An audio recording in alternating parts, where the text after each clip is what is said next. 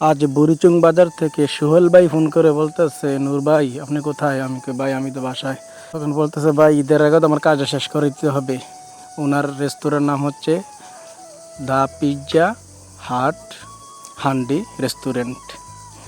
তো ওনার দোকানটা অর্ধেক কাজ আগে করে দিয়ে আসছিলাম, আজ বাকি অর্ধেক কাজ করতেছি। দেখুন, কদিন আগে বাহিরটা কাজ করছে, আজকে ভিতরিতে কাজ চলতেছে। তো উনি বলতেছে, ভাই আপনি তো অনেক জায়গায় কাজ করেন, ফেসবুকে পাই, আমার কাজটা কিন্তু ভাই ঈদের আগে শেষ করতে হবে, যত কাজে থাকুক ঈদের আগে করে দিবেন। তো আমার আজকে কাজ ছিল নবীনগর, তো ওখানে কাজটা বললাম, ভাই আপনার কাজটা ঈদের পরে করে দেবো। তো এখন সোহেল ভাইয়ের কাজটা গিয়ে আজকে শেষ করে দিয়ে আসলাম। তো সোহেল ভাই অনেক ভালো মানুষ, খুব ভালো মানসিকতার মানুষ, অনেক মিশুক। ওনার কাজ করে খুব ভালো লাগলো, খুব আন্তরিক মানুষ।